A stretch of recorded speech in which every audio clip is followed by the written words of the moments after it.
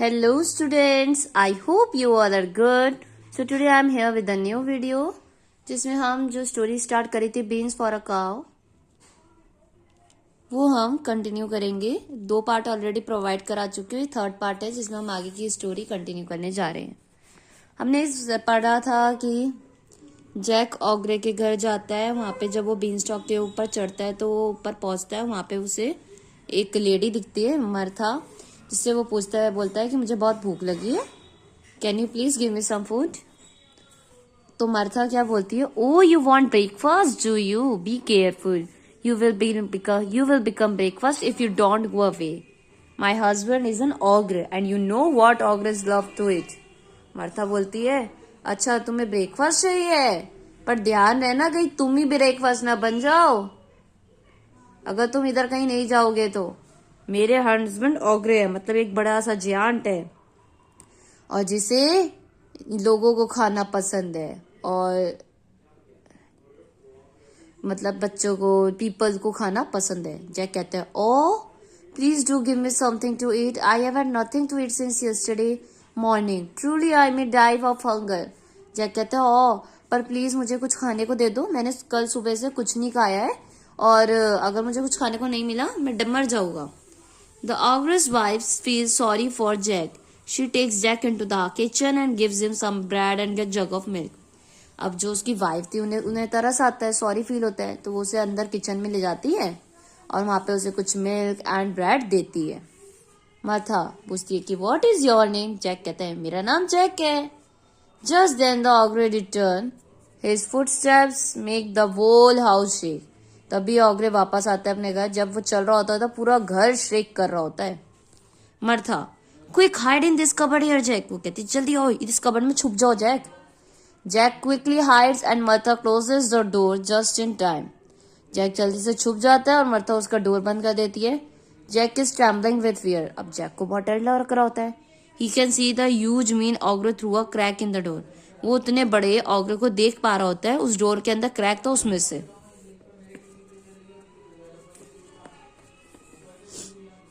ऑग्रे क्या कहते हैं, sniffing the air,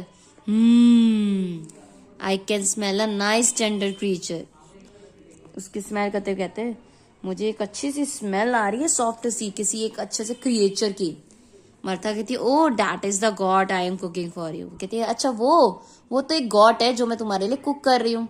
wash and tidy up and breakfast will be ready. जाओ वॉश हो जाओ, हैंड वॉश वगैरह करिए, फ्रेश हो जाओ, साफ हो जाओ, फिर मैं तुम्हारे लिए ब्रेकफास्ट रेडी करती हूँ। इतने में ऑग्रे लीव्स द रूम। ऑग्रे लीव करता है अपना रूम। जैक विस्परिंग, जैक धीरे से बोलता है, लेट मी आउट, क्या मैं बाहर आ जाऊं। मर्था बोलती है, wait till he is asleep, तब तक वेट करो जब तक वो सो नहीं जाता। He always has a snooze after breakfast, वो हमेशा ब्रेकफास्ट के बाद सोता है। The ogre comes to have his breakfast, फिर वापस आता है, वो अपना ब्रेकफास्ट खाता है। फिर ऑग्रे क्या कहते हैं, are you alright dear wife, क्या तुम ठीक हो wife. I hear you talking to someone just now, मैंने अभी ऐसा सुना कि जैसे तुम किसी से बात कर रही हो। मर्था कहती है, oh I think I am just getting silly. वो कहती है, ओ आई थिंक मुझे लग रहा है मैं पागल हो गई हूँ। I was talking to Bessie, she does not want to lay any gold eggs today. वो तो मैं बेसी से बात कर रही थी, वो आज कोई एग नहीं देना चाहती, गोल्ड एग आज के दिन। ऑग्रे कहता है, we shall see about that, उसके बारे में हम बाद में देखते हैं। मतलब वो गोल्डन एग देती थी, एक hen होगी। Ogre has his breakfast, then he goes to a big iron drum and take out 3 bags of gold eggs and sits down to count them. फिर ऑग्रे अपना ब्रेकफास्ट लेता है, देन फिर वो एक बिग आयरन ड्रम में जाता है, उसमें से 3 बैग निकालता है गोल्ड एग्स के एंड बैठ के उन्हें काउंट करता है। Soon his head begins to droop and he starts to snore till the whole house shakes. इतने उसको नींद आने लगती है और वो सो जाता है और पूरा हाउस शेक करने लगता है उसकी आवाज से। Martha goes to the cupboard and opens it a bit, फिर मर्था जाती है, कबर्ड जाके खोलती है और कहती है, Martha quick now is your choice, take a bag of gold eggs and run. अभी तुम्हारी चॉइस है, ये गोल्ड एग्स का बैग लो और भागो यहाँ से। And don't show if your face here again, and दोबारा अपना चेहरा यहाँ पे नहीं दिखाना। जैक बोलता है, thank you, you are so kind, thank you, आप तो बहुत अच्छी हो। Jax comes out quietly and tiptoes to the table. He picks up a bag of gold eggs. Then he rushes out and throws the bag down.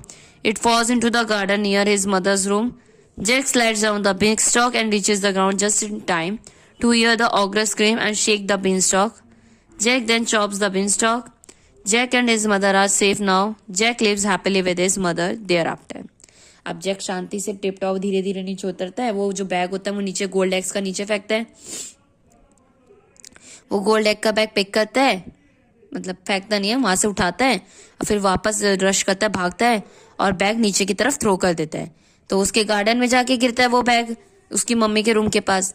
फिर Jack वो been stock पे slide करते करते करते करते अपने घर पहुंचता है एंड बीन स्टॉक को शेक होता है उसकी ऑगर की आवाज से. फिर जैक उस बीन स्टॉक को चॉप कर देता है, कट कर देते हैं. जैक एंड उसकी मदर अब सेफ थे और जैक अब लाइफ हैप्पीली जी रहा था अपनी मदर के साथ, क्योंकि अब उसके पास क्या आ गया था, गोल्ड एग्स. कितने सारे बैग दिया था भर के, उसमें कितने सारे एग्स हो गए है ना. तो अब उसको कोई कमी नहीं थी पैसे की, वो इजीली जी सकता था. तो शायद इसीलिए रैगडी ने कहा था 5 बीन्स मैजिकल 5 बीन्स, इसलिए उन बीन्स को मैजिकल कहा गया था. और उसने ये भी कहा था ना तुम्हारी मम्मी खुश हो जाएंगी. तो अब आपको लगता है ना कि ये देख के गोल्ड एग्स देख के उसकी मदर खुश हो गई होंगी. तो ये थी आपकी story lesson number 12 beans for the cow. यहाँ पे कंप्लीट होती है. आई होप आपको समझ आई होगी. अगर वीडियो अच्छी लगी हो, हेल्पफुल लगी हो तो वीडियो को लाइक कर दीजिएगा और शेयर कर दीजिएगा अपने फ्रेंड के साथ. इससे पहले मेरे चैनल को सब्सक्राइब कर दीजिए ताकि और भी ऐसी वीडियोस मैं आपके साथ शेयर करती रहूं. So thank you everyone for watching my video and don't forget to subscribe my channel.